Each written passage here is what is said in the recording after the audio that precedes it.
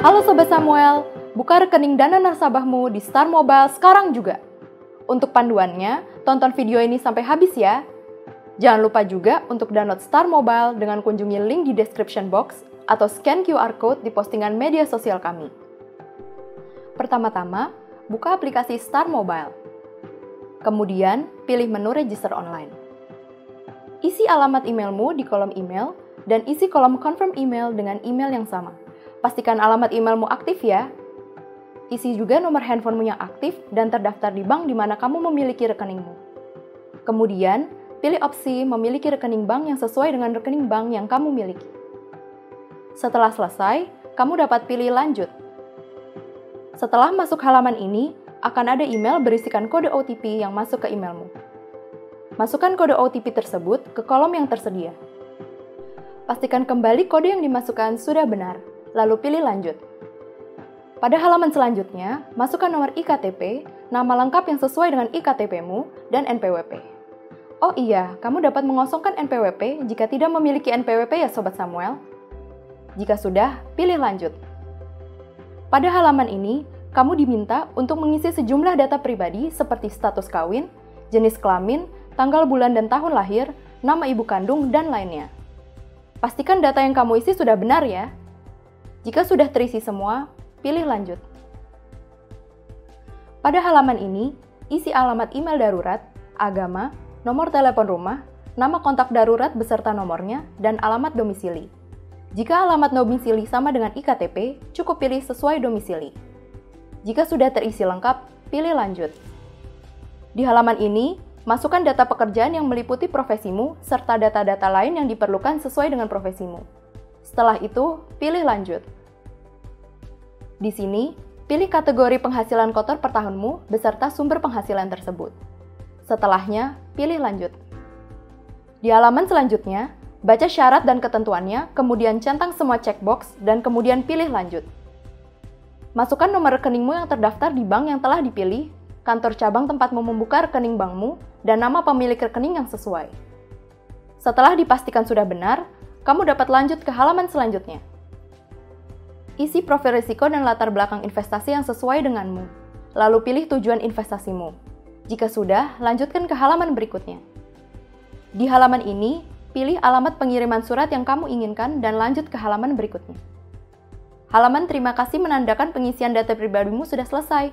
Setelah itu, kamu dapat melanjutkan proses registrasi selanjutnya ke upload dokumen dengan memilih menu upload dokumen berwarna biru di bawah. Di sini, kamu akan mengunggah IKTP-mu, selfie dengan IKTP dan tanda tangan. Yang pertama, pilih foto IKTP, buka akses kamera dan foto, lalu foto IKTP-mu. Pastikan terlihat seluruhnya di kamera ya. Jika sudah, pilih pakai, kemudian akan muncul notifikasi, upload sukses, pilih close. Yang kedua, pilih selfie dengan IKTP. Foto dirimu dengan pose memegang IKTP seperti yang dicontohkan. Jika sudah, pilih pakai dan muncul notifikasi upload sukses, pilih close. Yang terakhir, pilih foto tanda tangan. Tulis tanda tanganmu di atas kertas putih, lalu foto. Pilih pakai. Jika sudah, akan muncul notifikasi upload sukses. Pilih close. Jika sudah ketiganya, akan muncul halaman terima kasih. Ini menandakan data-datamu sedang dalam proses verifikasi oleh CS kami. Proses verifikasi data sangat cepat loh, kurang dari 24 jam pada hari bursa. Setelah verifikasi selesai, kamu akan mendapatkan email yang berisikan client code dan password yang dapat kamu gunakan untuk login ke Star Mobile. Sampai di sini kamu bisa membuka akun Starmu, namun belum bisa digunakan untuk trading ya. Kamu juga akan mendapatkan email yang berisikan nomor rekening dana nasabahmu. Untuk bisa trading, kamu perlu fund-in terlebih dahulu ke rekening dana nasabahmu dengan jumlah berapapun yang kamu inginkan, karena tidak ada minimum fund-in. Setelah kamu melakukan fund-in, akan ada email masuk dari CS kami yang berisi pin trading yang dapat digunakan di Star. Sampai di sini, akun Starmu sudah siap digunakan untuk trading ya. Sampai di sini dulu ya Sobat Samuel. Untuk tutorial-tutorial lebih lanjut mengenai aplikasi Star, kamu dapat langsung subscribe channel YouTube kami, Samuel Sekuritas. Jangan lupa untuk download Star Mobile dari Samuel Sekuritas Indonesia, your lifelong investment partner.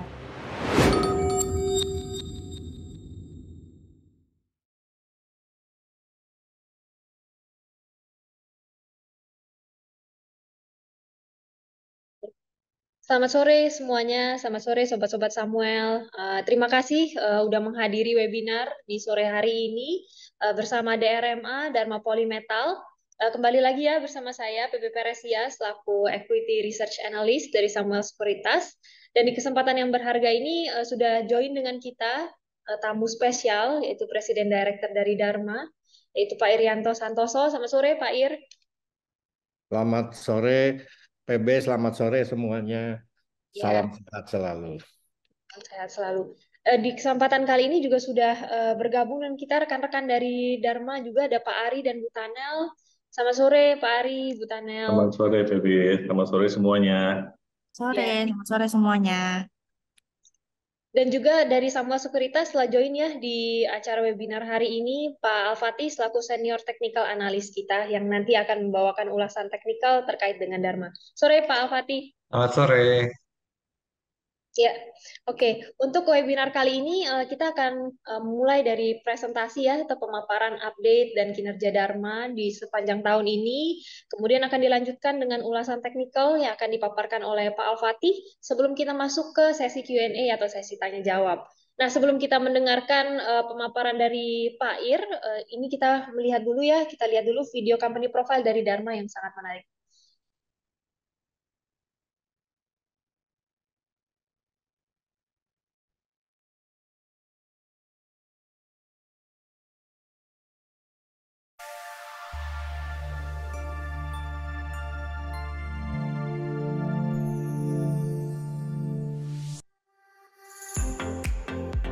Dharma Group is a group of companies that has 8 sub-companies located in several areas such as Tangerang, Cikarang, Karawang, and Cirebon. Dharma Group is also a member of Triputra Group in manufacturing sector.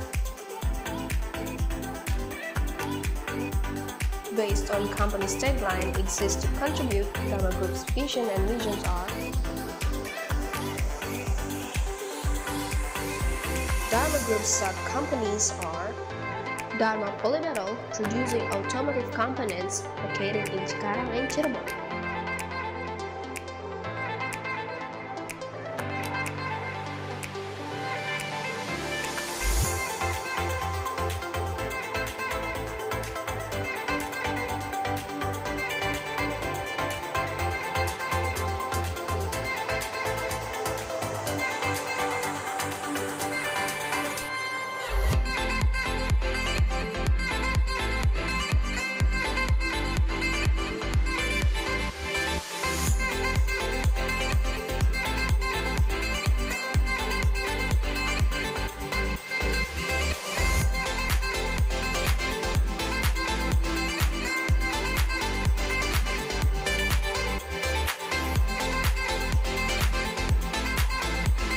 Dharma Electrical Manufacturing, producing wiring harness and electrical standard accessories, located in Cikarang and Cirebon.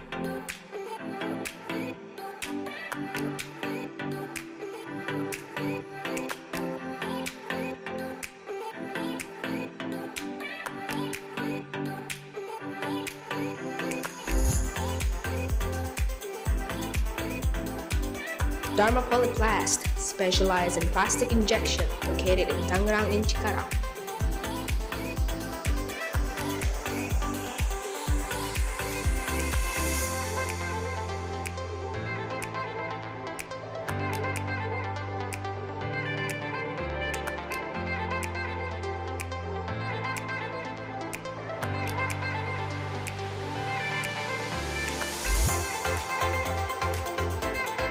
Dharma Control Cable Indonesia, specialized in control cable manufacturer, located in Cikarang.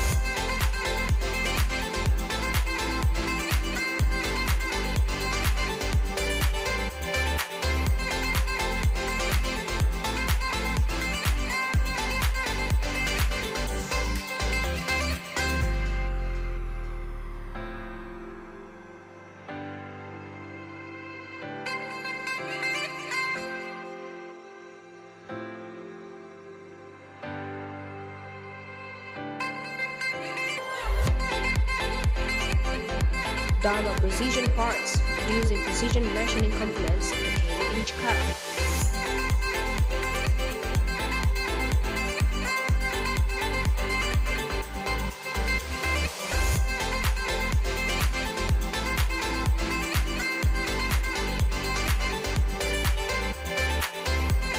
Dharma Precision Tools, producing special cutting tools, dies, jig, and special purpose machining, located in Cikarang.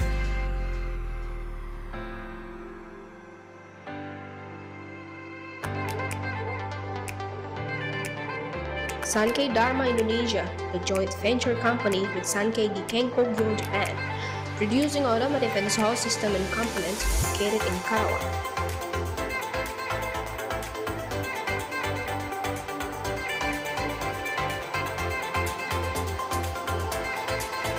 Dharma Kyushin Indonesia, a joint venture company with Kyushin Corporation Korea, producing wiring harnesses and electrical standard accessories located in Cirebon.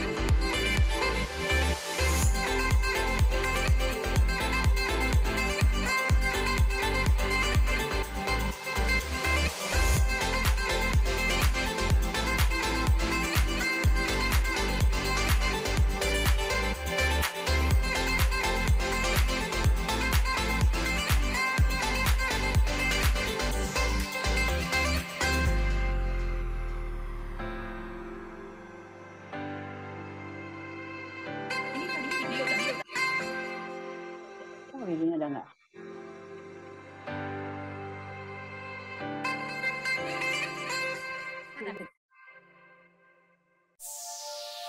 Belum, ke belakang. Belakang mana lagi?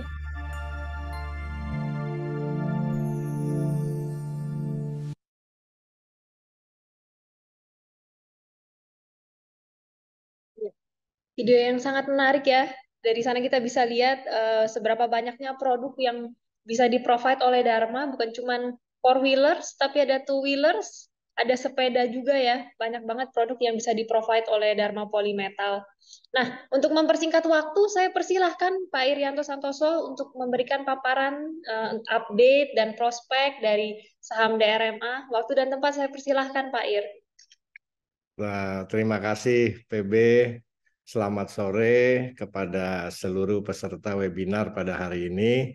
Salam sehat ya buat semuanya, walaupun udara Jakarta dan katanya Indonesia polusi, tapi semoga kita semua sehat-sehat selalu.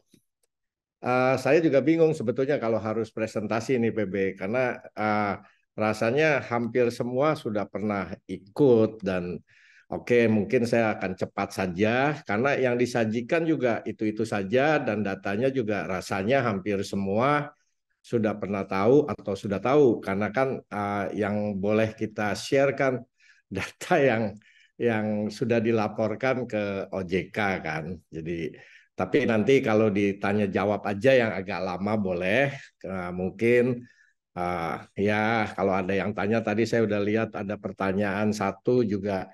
Nanti bisa saya jawab pada waktu question and answer gitu.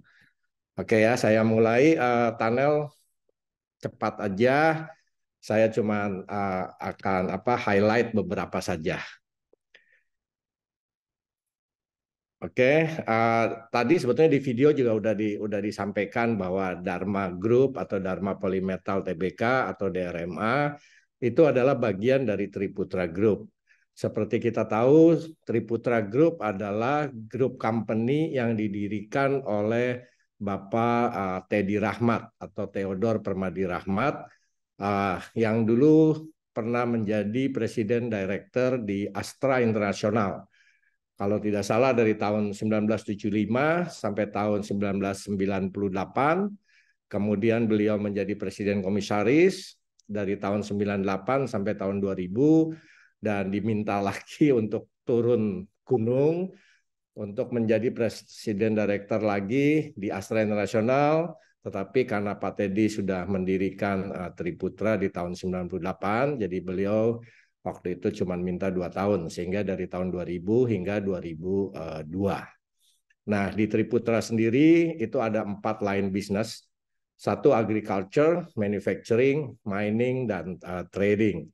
Yang warna biru adalah company di dalam Triputra Group yang sudah menjadi public company, seperti Triputra Persada, TAPG, kemudian Dharma Satya Nusantara, Kirana Megatara, Adaro, Adro, rasanya semua juga tahu, dan juga ada Asaren, Asa Group, di mana di dalam Asa pun ada Antaraja di dalamnya. Nah, Dharma Polymetal sendiri adalah company yang ada di grup di line business manufacturing. Di situ ada 4 company, ada 4 grup, Dharma Group, Pakko, Bina Busana untuk garment, dan Anugrah Mortar itu untuk bahan adhesif, khususnya untuk bangunan. Sedangkan Pakko Group sendiri sebetulnya juga joint venture antara Triputra Group dengan Astra Autopat atau Auto, ya, di mana majority-nya dipegang oleh Astra Autopat 51% kalau tidak salah. Jadi oleh Auto. Dan di Dharma Group sendiri, next, kita mempunyai saat ini adalah 7 subsidiary company dan 2 joint ventures. Nanti berikutnya akan saya sampaikan. Ini adalah visi, misi, kenapa kita harus menjadi the world class manufacturing company. Sebetulnya karena mau tidak mau, kita selalu berkompetisi tidak hanya dengan perusahaan-perusahaan domestik di Indonesia, tapi juga dengan perusahaan-perusahaan dari luar negeri, khususnya yang bergerak di bidang komponen manufacturing. Kita harus berkompetisi dengan pembuat komponen, baik dari contohnya dari Malaysia, dari India, dari Thailand, dari Vietnam, bahkan dari Korea dan dari Jepang sendiri sebetulnya. Nah, kita juga harus mempunyai misi bahwa kita harus memberikan best quality product dan competitive price sebetulnya. Mungkin nanti akan banyak yang tanya nih yang soal best quality product ini dengan adanya viral kasus chassis kemarin, tapi nanti aja deh ya. Kemudian value kita adalah integrity dan ethics yang pertama, bahwa kita harus menjalani hidup dengan transparan dan jujur. Kemudian yang kedua adalah excellence. Artinya apa? Kita menghasilkan karya lebih dari yang diharapkan dalam situasi apapun juga. Yang ketiga adalah compassion. Artinya kita harus mengutamakan tujuan-tujuan yang lebih mulia dan kemanusiaan lebih daripada kepentingan kita pribadi. Dan yang terakhir adalah humility. Artinya kita harus menjadi pribadi yang rendah hati, terus membuka diri dan juga terus memperbaiki diri. Karena kita percaya bahwa sebetulnya kita harus terus mengimprove sebetulnya diri kita sendiri. Next. Nah, ini adalah Dharma Group Structure yang ada di Dharma Polymetal Tbk. Seperti kita lihat bahwa majority shareholder adalah dari Triputra Group diwakili oleh 2 perusahaan, yaitu Dharma Inti Anugrah dan Triputra Investindo Area, di mana totalnya ada sekitar 62%. Sedangkan sisanya 38% itu ada publik dan juga ada pribadi-pribadi di sana yang kebetulan itu juga sebagai founder daripada Dharma Polymetal Tbk sendiri.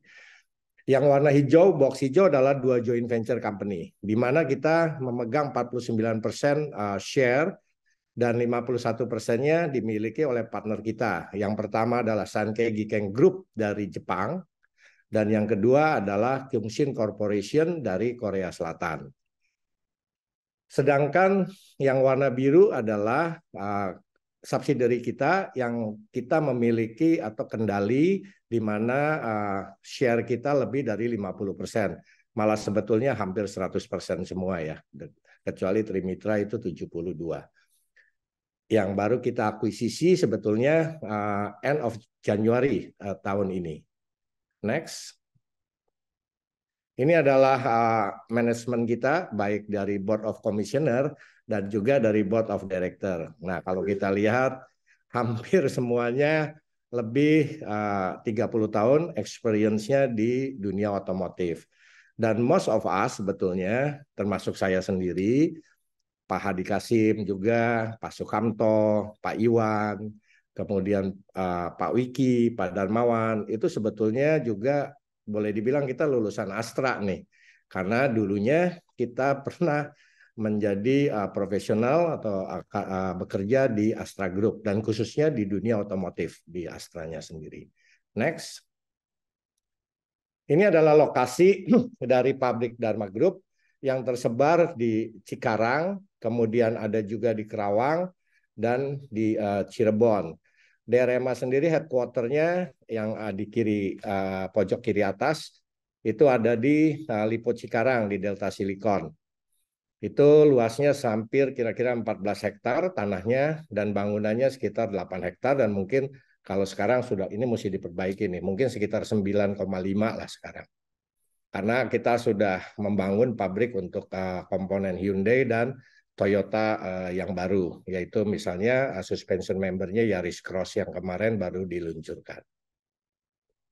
Yang di Cirebon juga adalah Dharma Polymetal sendiri, kemudian ada Dharma Electrindo Manufacturing, dan Dharma Kyungshin Indonesia. Total tanah yang kita miliki saat ini adalah 35 hektar. Oh, saya lupa. Satu lagi yang di Cirebon adalah salah satu pabrik dari Trimitra sendiri yang baru kita akuisisi. Next. Nah, ini adalah yang tadi saya sampaikan, pabrik yang baru beroperasi sebetulnya tahun ini, Mei, kita start production untuk suspension member yang kita supply untuk Yaris Cross sebetulnya. Dan selama Mei, Juni, sebetulnya launchingnya oleh Toyota kan bulan Juni ya kalau nggak salah, dan sudah diekspor ke kira-kira 48 negara sebetulnya kendaraan itu. Dan volumenya juga meningkat dari bulan ke bulan, dari start di Mei, Juni, Juli, Agustus, sekarang makin lama makin meningkat. Next. Ini adalah saya cepat aja untuk three wheelers. Kita sebetulnya juga memproduksi three wheelers yang mereknya adalah Power Ace. Memang kita baru mulai dan kita baru 1 tahun ini karena tahun lalu sebetulnya kita udah launch dari 31 Maret. Dan memang sebetulnya kenapa kita memproduksi three wheeler sebetulnya karena kita mau belajar mengenai EV. Karena Dharma tidak mungkin kita membuat EV untuk kendaraan roda 2 maupun kendaraan roda 4. Karena tadi ada DNA kita, integrity and ethics. Secara etis kita nggak mungkin berkompetisi dengan customer kita. Honda, Yamaha, Toyota, dan sebagainya. Sehingga kita masuk di three wheeler. Tujuannya adalah kita memperdalam kompetensi kita di dunia EV, yaitu untuk baterai, untuk motornya, BLDC, wiring harness-nya, dan semua klasternya, dan semua yang berhubungan dengan EV. Next. Nah, ini adalah tadi di pertanyaan tadi juga ada, ya, saya lihat Eko Prasetyo kalau nggak salah. Ini adalah 2 pabrik kita yang sedang dalam tahap pembangunan. Dharma Control Cable Indonesia, kita sudah kira-kira mungkin sekitar 5 bulan, hampir. Proses pembangunannya, nanti pabrik ini berdirinya di tanah 1 hektar, 2 lantai, di mana building size-nya kira-kira juga hampir 1 hektar. Itu kita udah dimulai dari kuartal pertama tahun ini. Dan di atasnya juga nanti kita menggunakan solar panel. Kenapa kita pasang solar panel? Karena sebetulnya kita juga sedang belajar, sedang mengembangkan untuk ISS-nya, yaitu Energy Storage System-nya. Jadi ini adalah juga sebagai proyek percontohan kita nantinya. Dan Dharma Precision 4 juga sama, baru tanggal 23 Agustus yang lalu, jadi Rabu minggu lalu, itu adalah peletakan batu pertamanya. Jadi pembangunannya baru dimulai.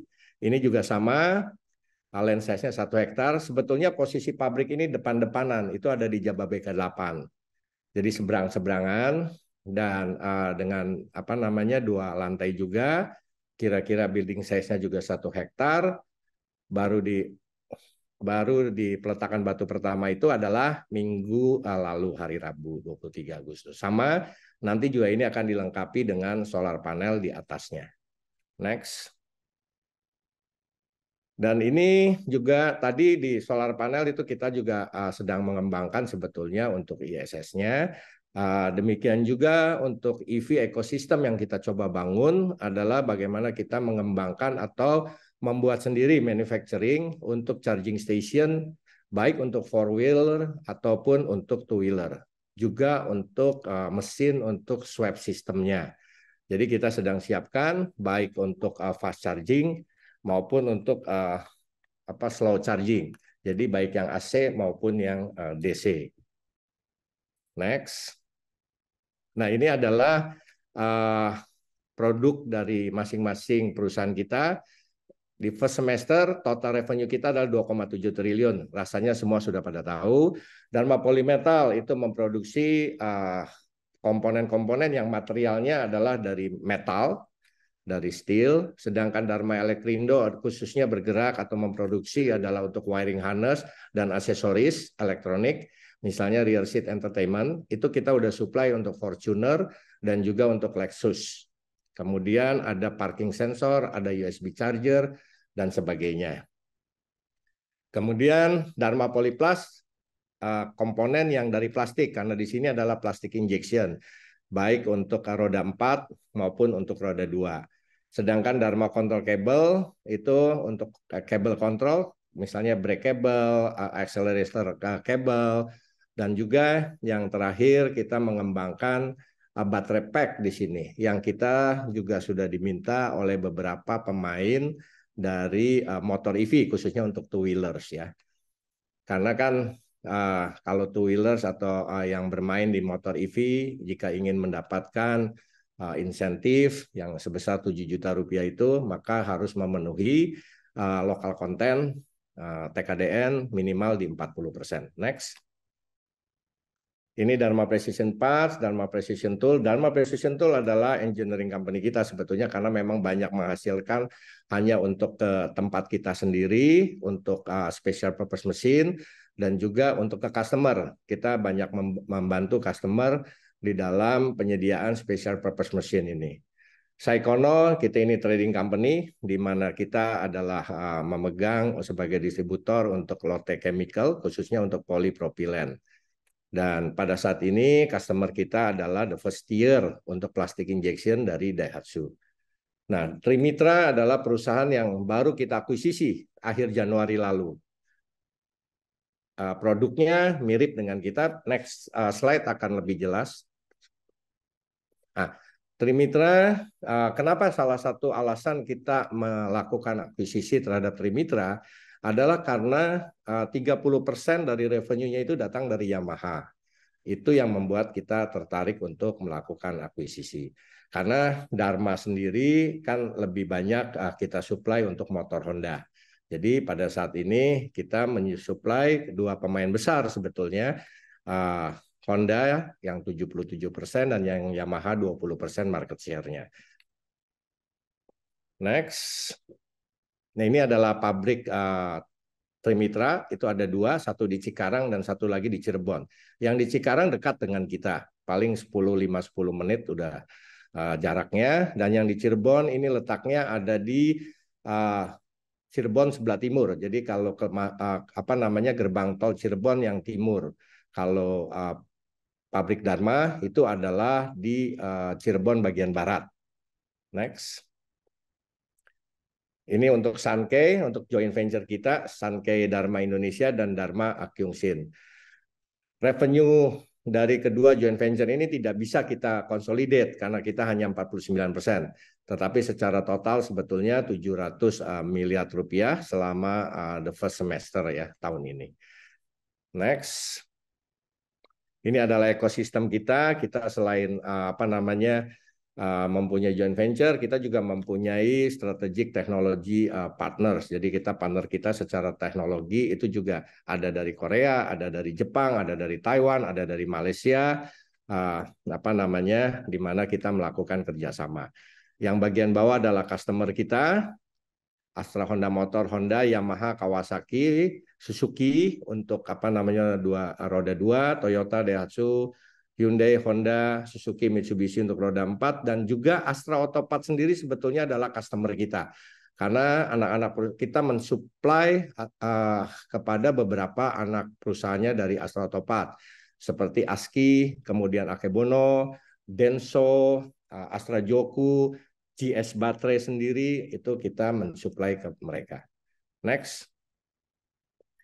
Ini adalah revenue kita. Memang terima kasih bahwa pertama ke customer kita tentunya, baik end customer maupun ATPM sendiri, karena di semester pertama ini growth-nya luar biasa. Secara revenue kita tumbuh 72%, gross profit sendiri tumbuh 124%, EBITDA 103%, dan net profit kita sebetulnya tumbuh 143%. Next. Nah, ini adalah kontribusi segmen kontribusinya. Kita lihat bahwa di roda 2 yang warna biru itu naik 68% dibanding semester pertama tahun lalu, sedangkan untuk roda 4 naiknya 78%. Kalau kita lihat lagi revenue contribution yang kanan atas, itu adalah bahwa roda 2 yang tadinya 55,5 itu menjadi 54% karena roda 4-nya naik. Kenapa naik? Karena kita mulai supply untuk Toyota Yaris tadi dari mulai bulan Mei sebetulnya. Gross profit juga mengalami pertumbuhan dan juga secara baik secara rupiah maupun secara marginnya sendiri. Next. Nah, ini adalah CAGR dari revenue dari tahun 2018. Ya, kalau semester pertama 2,7, rasanya tahun ini at least ya kali 2 deh ya, kurang lebih. Dan kemudian gross profit juga oke. Next. Ini EBITDA juga rasanya semester pertama ini udah berapa persen, itu 80% kurang lebih dibandingkan tahun 2022. Kemudian selama setahun ya 2022-nya. Net profit kita juga sudah sebetulnya dalam satu semester 352 miliar, itu sudah hampir sama dengan selama tahun lalu yang 397 miliar.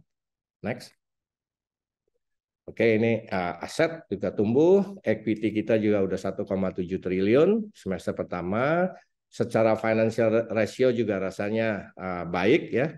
Apalagi kalau kita lihat return on asset dan return on equity kita. Rasanya udah semua nih. Ya, itu PB dan teman-teman semua yang mengikuti acara pada hari ini. Saya silahkan sengaja supaya pertanyaannya lebih banyak, question and answer-nya. Thank you Pak Ir, thank you presentasi yang impresif. Ya mungkin sebelum kita masuk ke Q&A Pak, ini akan ada ulasan teknikal dari senior technical analyst kita, Pak Al-Fatih. Ya mungkin silahkan Pak Al-Fatih, waktu dan tempat silahkan. Ya, selamat sore. Izin saya share screen.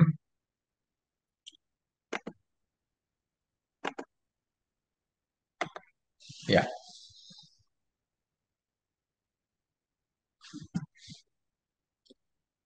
Oke,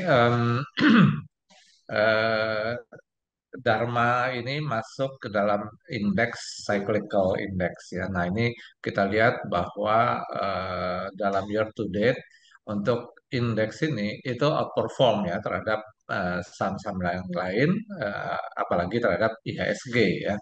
Jadi ini berita bagus. Kemudian DRMA sendiri di antara sektor auto part dan equipment ini juga jauh ya outperform. Kemudian kalau kita lihat ini sentimen market ya, saya ambil dari analis konsensus ya, di konsensus itu ke 1835 ya, dan sekarang ini di 1540 tadi sore ya. Jadi ini masih punya upside sekitar 20% sangat positif. Nah, kemudian chartnya juga kita lihat dari awal tahun sangat bullish ya dalam pola-pola up channel. Dalam weekly ya. Nah, ini dalam 3 minggu terakhir ini sempat ada koreksi, tetapi masih aman ya karena dia batas-batas risikonya di 1445 dan 1260 sebagai support. sedangkan potensi naiknya harga tertingginya kemarin kan di sekitar 18,20, bahkan ada potensi ke arah 22,50 ya, dari pola channel yang ada. Jadi saya lihat ini masih bullish, masih punya pola upside. Kalaupun koreksi-koreksi, mungkin justru jadi kesempatan untuk melakukan akumulasi. Saya rasa itu aja teknikalnya. Thank you, Pak Fatih. Ya, Ya, terima kasih semua. ya, dengan demikian mungkin kita langsung masuk ya, Pak Ir, Ya, ke sesi tanya boleh. jawab ya. Ya, silakan. Mungkin sebelum kita masuk ke floor, ini udah ada banyak pertanyaan. Mungkin tapi kita mulai dari pertanyaan saya pribadi dulu, Pak Ir. Saya sebenarnya penasaran dengan EV dari review Pak Ir. Tadi kan Pak Ir juga udah sempat mention ya mengenai EV ya. Ada Ya. charging station, ada juga tadi XEV Yaris Cross, juga ada hybrid. Itu kan isu yang lagi hot ya Pak sekarang di industri otomotif. Kalau dari Pak Ir sendiri gimana Pak ngelihat view EV untuk tahun ini, dan sekarang ini Dharma udah sejauh mana sih Pak masuk ke industri EV, dan prospek ke depan EV yang bisa impactful ke Dharma itu kita menunggu proyek-proyek apa aja Pak? Silakan. Jadi sebetulnya saya tentunya nggak akan berani kita info sesuatu yang masih konfidensial atau masih inilah ya, minta maaf karena hubungannya juga dengan customer kita. Saya akan cuman coba memberikan sedikit brief apa yang sudah di announce oleh customer kita. Kalau kita lihat EV sebetulnya kita tetap takes time lah ya untuk pindah secara besar-besaran dari internal combustion engine ke EV. Tapi kalau kita lihat sebetulnya Thailand tuh udah jauh lebih banyak. Thailand itu untuk EV-nya udah di atas 100.000 sebetulnya mereka jualannya. Kenapa? Karena memang insentifnya jauh lebih baik dibandingkan di sini. Kemarin waktu pemerintah meluncurkan insentif baik untuk roda 2 dan roda 4, memang ada sedikit kesulitan baik yang roda 2 maupun roda 4. Di roda 2 karena kriterianya ada 4 kan. Satu, penghasilan di bawah 3,5, listriknya di bawah 600 kalau nggak salah. Kemudian yang ketiga, gaji atau penghasilnya di bawah 3,5 dan harus anggota UMKM. Nah, itu yang membatasi sehingga akhirnya juga susah. Kan baru 140 yang di sisa pira itu kalau kita lihat dari sekian banyak. Dan memang itu yang diperbaikin oleh pemerintah sehingga kemarin diperbaikin, direvisi bahwa yang mendapatkan insentif adalah siapa saja sepanjang 1 KTP, 1 NIK itu untuk 1 motor listrik. Dan usia 17 tahun karena ya memang biasanya yang punya KTP ya 17 tahun kan sebetulnya. Itu kita lihat deh apakah itu sangat segera berdampak terhadap growth dari EV roda 2 sendiri, kita lihat nanti. Kemudian yang kedua, untuk kayak yang roda 4, the problem juga ada. Kan kalau roda 4 kan insentifnya dari PPN-nya dari 11% menjadi 1%. Dan masalahnya kita juga udah sampaikan pada waktu itu ke pemerintah bahwa kita end user, end customer, kalau kita ingin membeli mobil listrik, memang kita bayar PPN-nya 1% ke dealer. Tapi problemnya dealer ke ATPM atau dealer ke main distributornya itu tetap harus membayar 11% dulu. Setelah itu baru mengajukan restitusi. Dan rasanya restitusi kan nggak seminggu akan selesai ya, jadi tetap takes time, 1 bulan, 2 bulan, sehingga juga akan memberatkan working capital, cash flow daripada para dealer sendiri. Itu sebenarnya yang jadi masalah. Dan kelihatannya itu juga yang akan dirubah lah di revisi. Kita udah usut. Nah, akan berapa banyak sebetulnya? Ya, kita lihat aja. Kita juga agak sulit sebetulnya memprediksi ini. Karena ini adalah hal yang baru. Jadi mudah-mudahan sih akan sangat baik. Karena kan pemain dari EV itu untuk roda 2 juga banyak sebetulnya. Ada banyak merek baru. Dan seperti Alfa, seperti ada Rakata, ada Gesit, dan sebagainya, VKTR. Nah, banyak dari mereka pun kita mensupport karena bagaimanapun juga kan mereka harus mencapai TKDN minimal 40%. Dan rasanya slogan atau posisi Dharma adalah one stop shopping. Jadi ya kita bisa bikin metal parts-nya, kita bisa bantu untuk bikin plastik part-nya, wiring harness-nya, baterai pack-nya, charging station-nya, dan sebagainya. Itu yang kita siapkan. Gitu. Jadi ke depan kita memang mempersiapkan ekosistemnya semua. Karena ini juga seperti ini apa namanya PB chicken and eggs gitu loh. Mana dulu nih chickennya dulu apa eggsnya dulu nih. Tapi tetap kita harus mempersiapkan ekosistemnya dengan baik gitu loh. Nah, apa namanya? Pertanyaan apalagi tadi itu udah kejawab semua kayaknya ya itu ya. Sejauh mana Pak udah Dharma masuk ke Ya, sudah, kita kan sudah mensuplai ke beberapa pemain daripada EV itu sendiri kan. Ya. Dan ada charging station juga yang nanti bakal di roll out ya Pak ya. Ya, saya lagi tes terus nih. Nih, saya kebetulan pakai EV juga. Sengaja saya nggak isi 2 hari gitu loh. Dari 100% saya coba sisain tinggal 30%, tinggal 20%. Saya mau cek charging station kita yang fast charging kekuatannya sampai apa. Ya so far sih saya selalu tes kayak tadi pagi, tadi siang gitu loh. Ketika saya nyampe di kantor posisinya di 32% gitu loh. Saya bilang ke driver tolong apa namanya dicek berapa menit lagi hari ini coba sampai ke 80%. Dari 30% ke 80% just 15 minutes. Yang lama itu memang selalu 80% ke 100%. Seperti kita ngecas baterai handphone kan sama gitu loh. Sebetulnya seperti itu. Nah, kita lagi tes sebelum kita berani untuk apa namanya dikomersilkan. Dan lagi pula kalau saya pasang charging station sekarang juga populasi EV-nya belum banyak, nanti nganggur juga tuh mesin gitu loh. Jadi ya sudahlah, jujur kita tes. Kalau PB datang ke pabrik kita bawa EV, jangan khawatir, saya punya charging station ya. Demikian juga kalau saya ke Cirebon, saya nggak pernah takut karena di pabrik kita Cirebon ya kita udah pasang gitu lah. Sekalian buat ngetes lah. Kira-kira begitu. Gitu. Oke, noted Pak Ir. Mungkin kita langsung masuk ke floor ya Pak. Ini ada banyak banget beberapa yang saya lihat. Tadi saya udah juga. Mungkin pertanyaan dari Pak Dimas Satria mewakilkan ya. Apakah Dharma membuat frame ESAF untuk Honda? Jika iya, sejauh mana Dharma terlibat di dalam pembuatan rangka tersebut? Apakah ada resiko recall atau denda untuk Dharma? Gini, kalau gini lah, saya mungkin rasanya pihak Astra maupun pihak Astra Honda Motor pun sudah banyak menjelaskan ya. Jadi kalau apakah DRMA juga membuat, di kita itu prosesnya adalah blanking. Jadi blanking itu adalah dari steel coil yang gulungan, mungkin PB udah pernah lihat ke pabrik kita kan, itu kan ada material yang dalam gulungan-gulungan besar itu. Nah, dari gulungan itu kita masuk ke stamping, mesin stamping untuk dilakukan proses blanking, yaitu blanking menjadi pelat-pelat gitu. Dan kita kirim itu high tensile sebetulnya. Jadi memang dice-nya harus khusus, mesinnya juga harus yang khusus ya karena itu keras.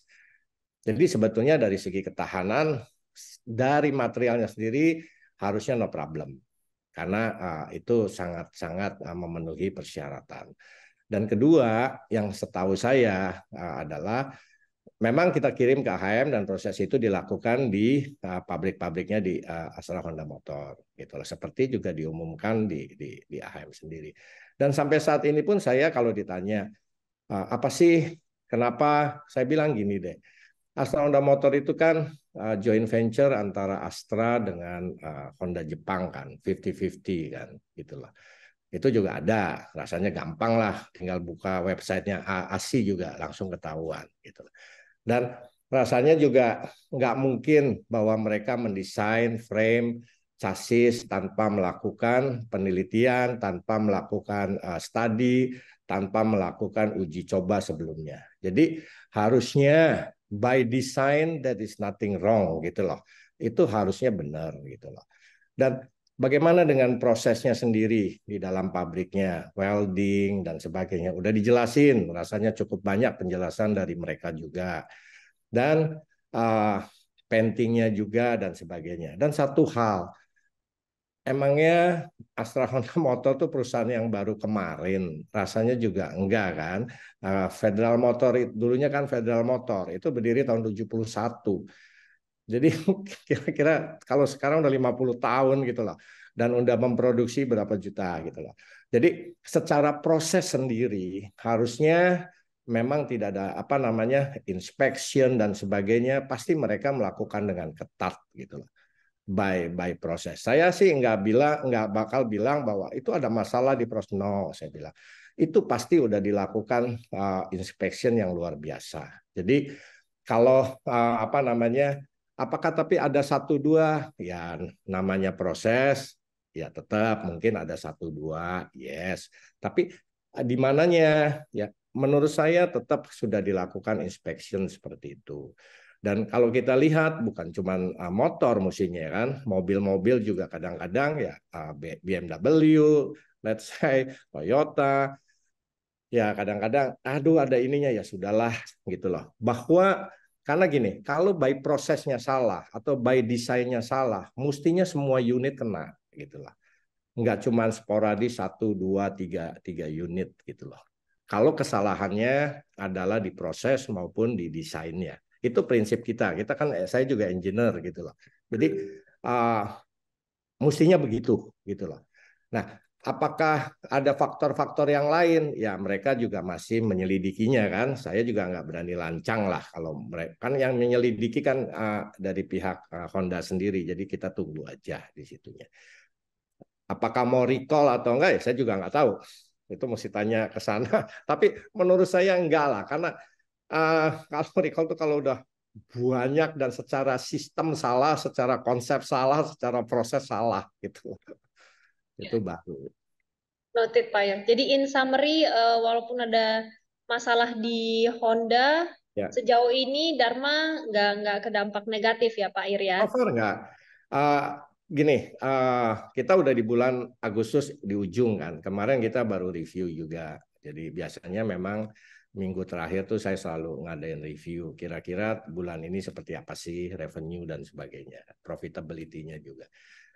Saya sih ngelihat kira-kira sampai akhir bulan ini juga no problem. Dan saya juga coba cek sebetulnya, dapat info dari sana-sini, bahwa penjualan secara nasional pun Honda, saya nggak berani nyebut angka karena baru sampai hari kemarin, tanggal 28. Terus saya dapat angkanya sebetulnya. Nanti PP telepon saya aja. Ya, oke Itu Pak. belum ada lah penurunan yang luar biasa. Jadi masih kira-kira sama angkanya Juli dengan Agustus. Jadi dibandingkan 1 sampai tanggal 29 kan sekarang 30 ya.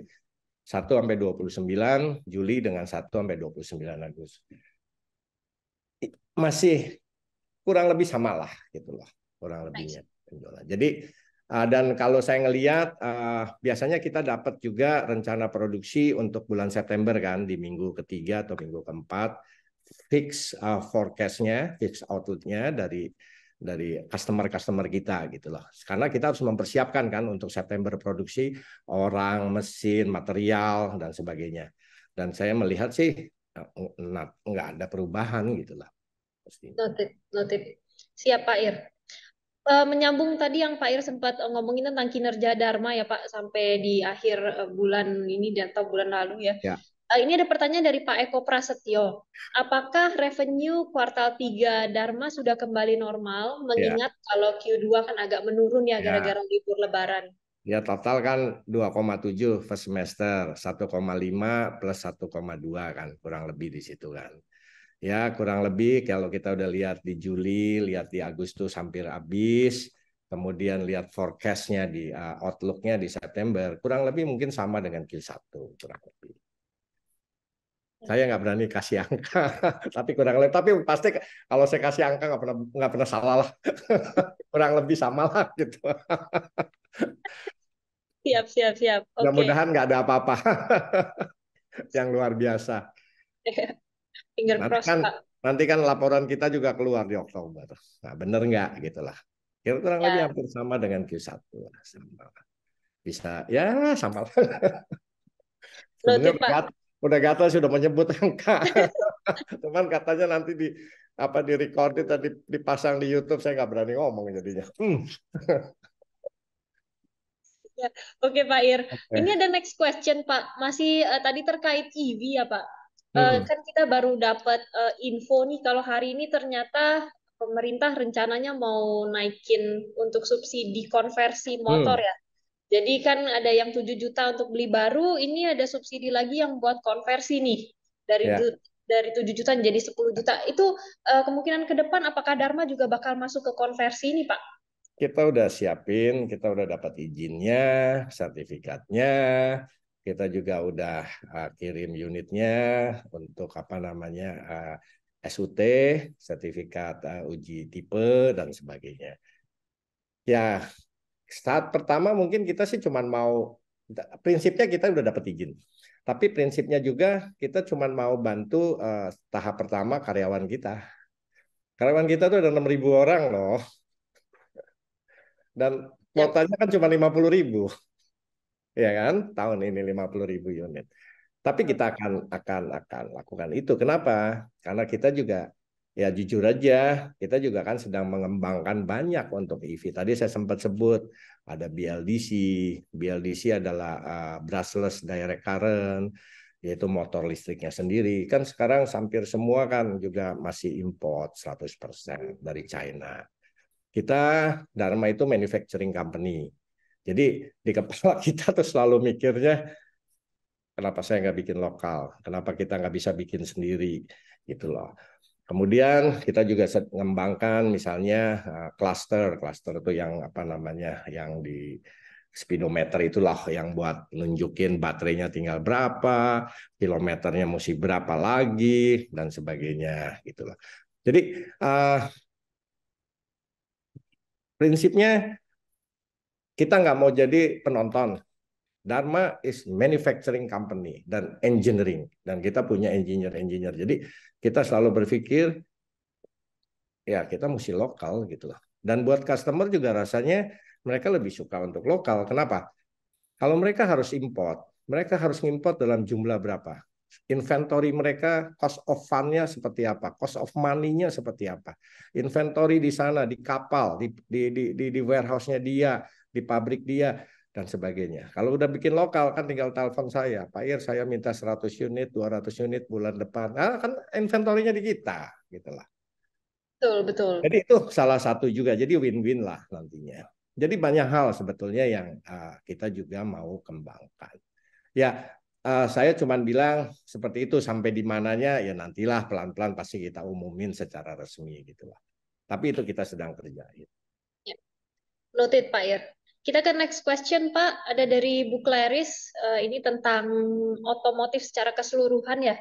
Bagaimana view Dharma terhadap penjualan otomotif nasional baik four wheelers maupun two wheelers di tahun depan, mengingat angka penjualan otomotif di tahun ini kemungkinan telah kembali ke pre-pandemi. Ya, tahun depan ya, gini, pada prinsipnya mau ngomong apa? Roda 2. Roda 2 ya, first semester itu secara nasional 3,2 juta unit. Tahun lalu first semester itu hanya 2,2 juta. Jadi berkembangnya cukup growth-nya cukup banyak ya. Dan kalau sampai lihat bulan Juli, karena kita datanya baru sampai Juli, Agustusnya belum habis kan. Itu total nasional market nasional itu 3,7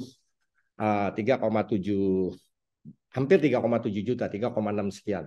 Tahun lalu itu hanya 2,5 semester. Gitulah.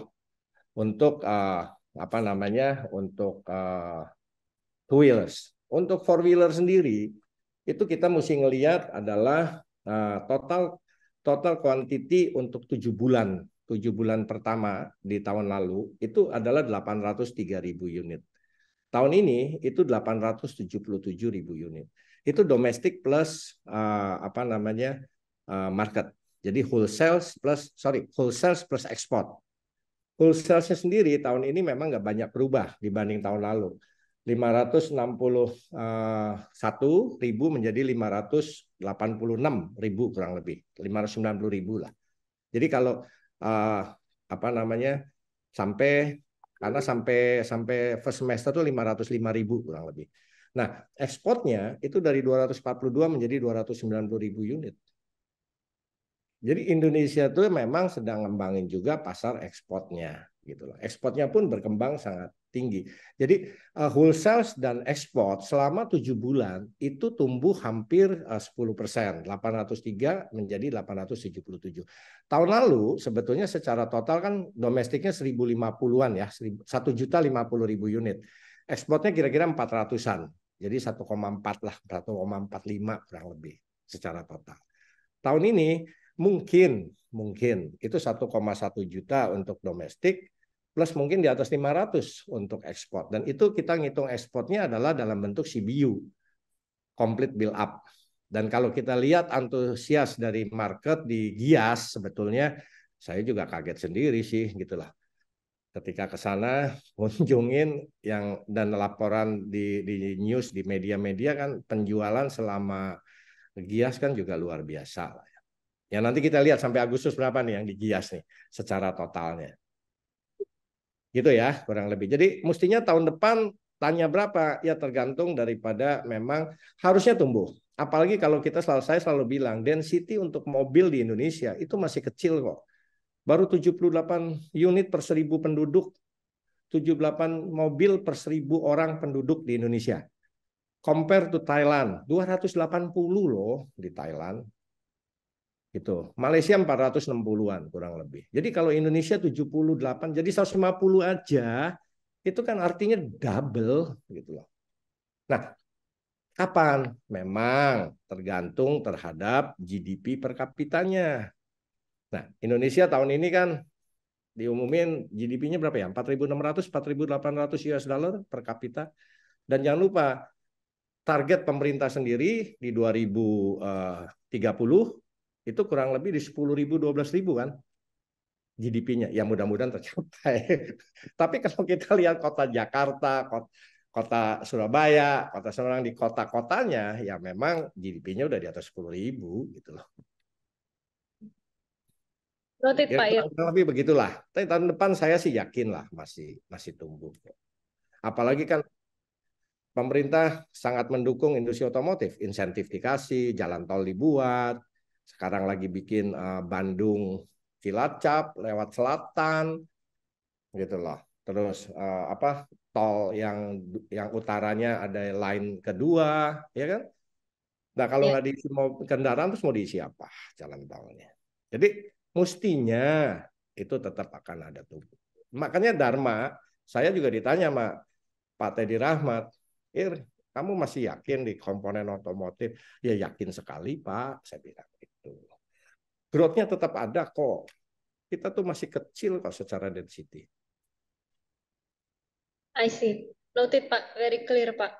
Pak, ini kalau melihat waktu sebenarnya kita udah Oke, ada. terus nggak apa-apa kok. Saya senang jawabnya. Iya, ya saya mau Apalagi izin dulu ya Pak Ir. Mungkin ya, kita mundur 10-15 menit dulu ya. ya. Ada Nggak beberapa apa-apa, nggak apa-apa, pertanyaan yang nggak masih apa-apa. menarik. Apalagi banyak Ya, Pak pertanyaannya, Ir. ada 21 saya lihat tuh. Iya, betul. Banyak yang curious, Pak. Banyak yang Ya, pengen tahu lebih dalam tentang Dharma, Pak Ir. oke. Datanglah ini ke pabrik. Ngobrolnya di ruang meeting lebih enak. Dharma selalu open ya, Pak, buat Iya, klien kita kalau selalu mau open. datang ya, Pak. Kita public company kok. Kan shareholdernya public. Sebagai seorang shareholder kan dia punya hak untuk datang. Betul, betul, betul, betul. Pak, ini mungkin kita langsung lanjut ke pertanyaan Ya. yang selanjutnya. Masih mengenai EV, Pak, tadi, Pak Ir. Dari Pak Yonatan, ada pertanyaan mengenai komponen apa saja yang disuplai oleh Dharma ke Hyundai, dan apakah Dharma juga menyuplai untuk BEV Hyundai, yaitu Ioniq 5, Pak? Oke. Gini, saat ini Ioniq 5 itu masih full CKD. Kenapa? Karena volumenya masih kecil. Akan mahal kalau dibikin lokal, gitu loh. Karena tidak memenuhi economic of scale-nya kan. Nah, satu hal lagi, tapi kan LG Energy Solution dan Hyundai dia kan bikin pabrik baterai sel di Kerawang yang sudah diumumkan akan mulai operasi di April tahun depan. Itu baterai selnya. Sehingga Hyundai sendiri juga udah announce just last week kalau nggak salah itu yang presidennya ASEAN itu Dia bilang kan bahwa sama yang presiden direkturnya yang Hyundai Motor Indonesia HMID itu bahwa mereka sedang membangun lewat Hyundai Mobis.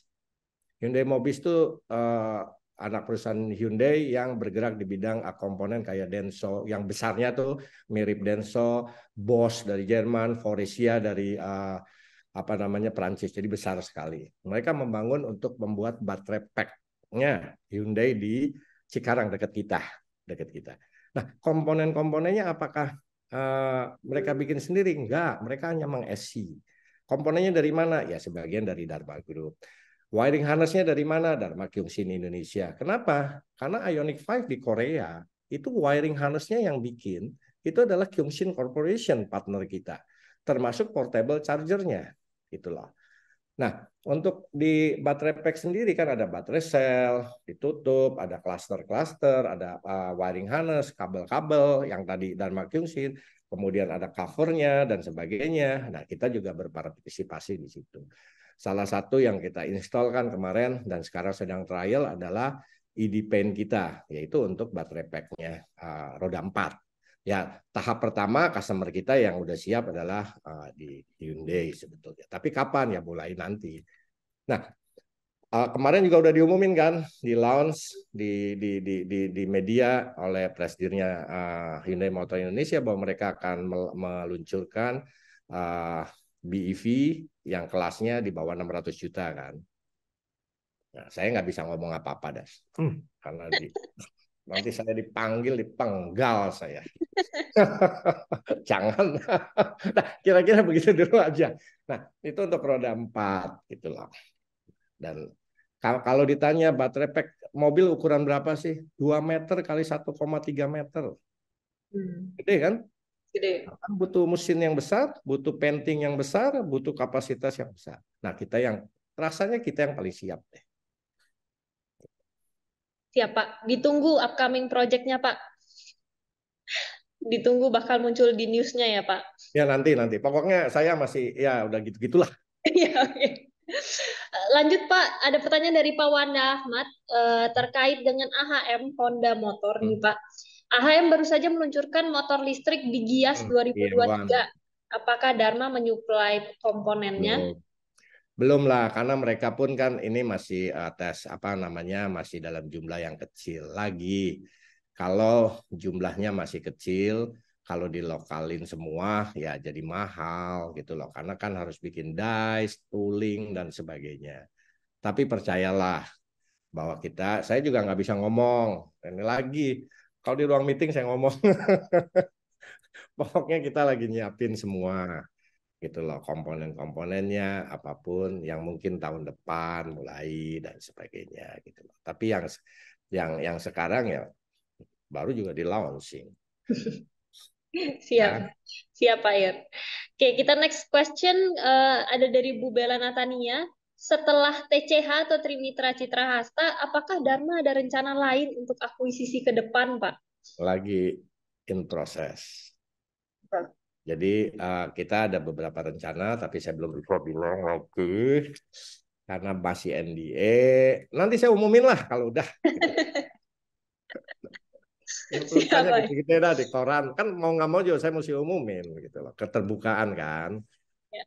Tapi Dharma berarti sejauh ini masih open ya Pak untuk another target company. Noted Pak Ir. Gitu. Tapi apakah berhasil atau enggak, ya kan itu harus ada kecocokan antara kita sama mereka kan, harganya deal. Orang mau jual beli kan nomor satu harganya deal enggak. Siap. Kalau harganya nggak ketemu, nggak deal ya nggak jadi gitu aja. Siap. Oke, lanjut Pak. Ini ada pertanyaan dari Pak Widya Medrianto. Tahun depan target growth berapa persen Pak? Dan kontribusi terbesar dari mana? Kalau ditanya tahun depan target, ini ya, pertanyaannya mirip pertanyaan Pak Teddy Rahmat ke saya. Pak Wiranto tahun depan jadi berapa? Apanya Pak? Topnya berapa? Bottomnya berapa? Wah ini yang nanya shareholder semua, saya nggak bisa berkutik deh. Ya saya sama jawaban saya ke Pak Teddy Rahmat juga sama. Pak, udahlah, ya, pokoknya saya kasih apa at least 10% dulu deh, saya bilang gitu. Kok cuma 10? Ya udah nanti saya kasih lebih, saya bilang. Tapi di catatan Bapak 10 dulu deh, saya bilang gitu. Nanti saya cari-cari ya Pak. Gitu.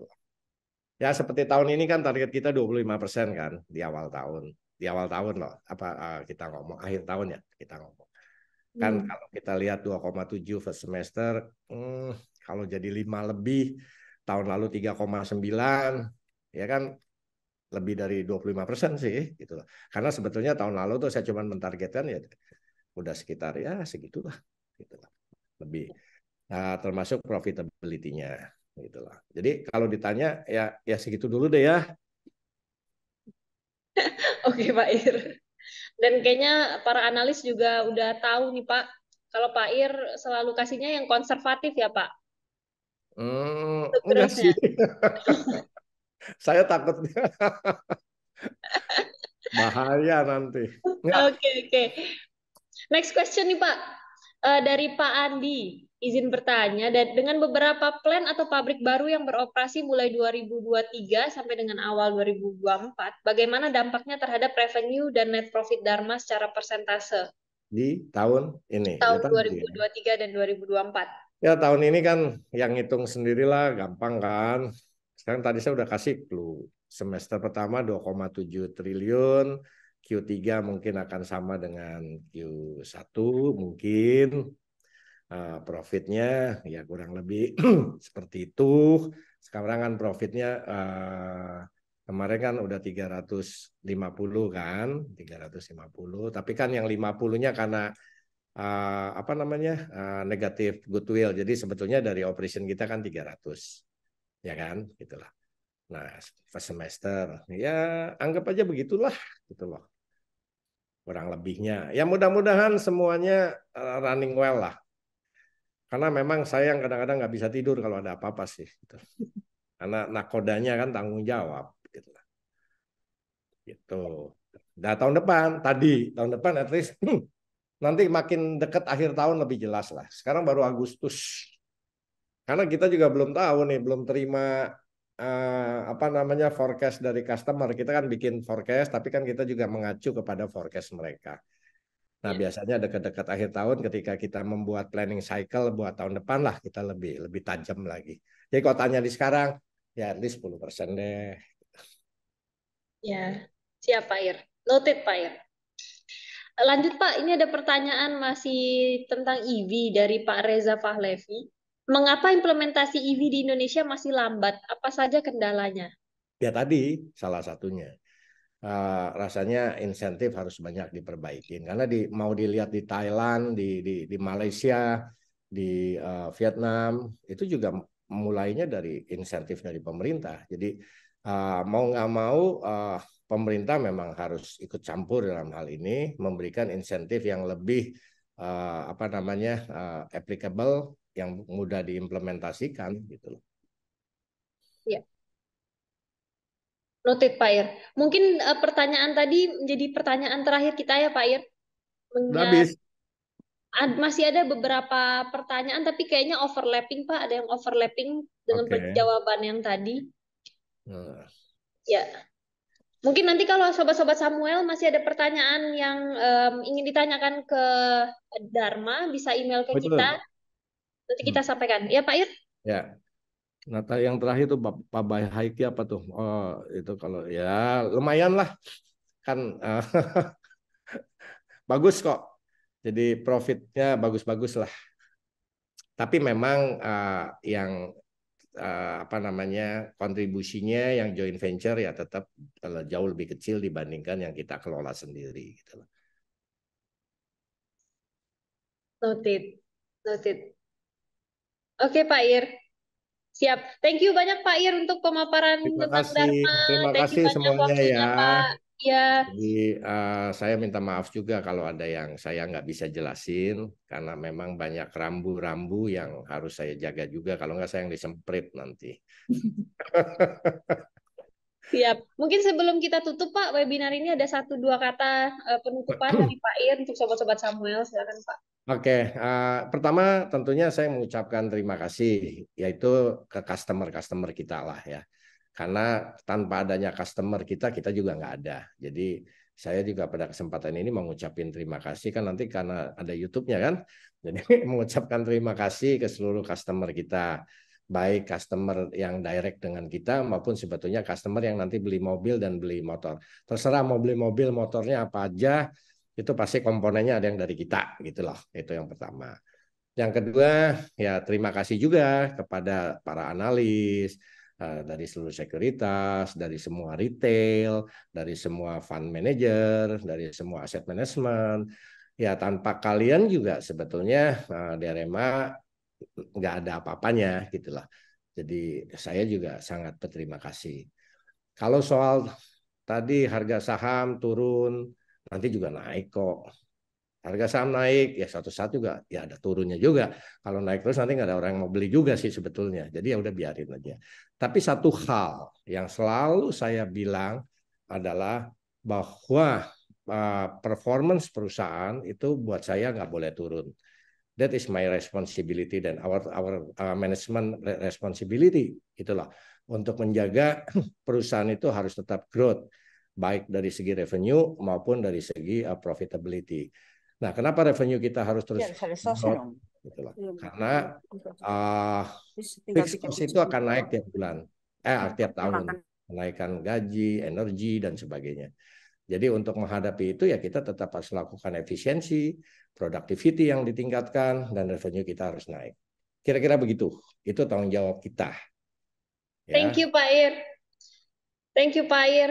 Ya, untuk pemaparannya kami makasih banyak Pak. Saya pribadi terima kasih banyak untuk waktunya Pak Ir untuk pemaparan tentang DRMA. Jadi kita makin tahu nih ya Sobat-Sobat Samuel seberapa menariknya potensi saham DRMA ke depan. Dan buat Sobat-Sobat Samuel yang ingin tahu Dharma lebih lanjut, dan bagi yang ingin lihat juga ya untuk recording ini udah akan kita upload ke YouTube Samuel Sekuritas. Dan untuk materi presentasi bisa dilihat di websitenya samuel.co.id. Nah, buat sobat-sobat Samuel yang ingin membeli saham DRMA, bisa melalui Star aplikasi, Samuel Trading Active Real Time, aplikasinya sama Sekuritas ya. Dan jangan lupa juga untuk mensubscribe semua channel sosial media Samuel Sekuritas, dari YouTube, Instagram, dan lain sebagainya. Dengan demikian, saya Pepe Peresia, pamit undur diri dari webinar ini. Sampai berjumpa di acara kita selanjutnya. Thank you, Pak Ir. Thank you. Sama-sama. Terima kasih. PB. Ya, Bu Miming. Iya. Saya mau mengucapkan terima kasih banyak kepada Pak Irianto yang sudah memberikan gain year to date 163% kepada para investor. Terima kasih yang aktif Pak Irianto sendiri sebagai Presiden Direktur yang rajin mengupdate investor-investor tentang kinerja perusahaan, dan kinerja perusahaan juga sangat luar biasa. Naik kenceng, semoga terus-terusan ya Pak, biar sahamnya terus melejit ya Pak. Terima kasih Bu Miming. Salam sehat Bu. Ya. Siap. Thank you Bu Miming untuk closing remarks-nya. Thank you Pak Ir dan thank you semuanya. Saham sehat semuanya. Sehat semua ya, jaga kesehatan.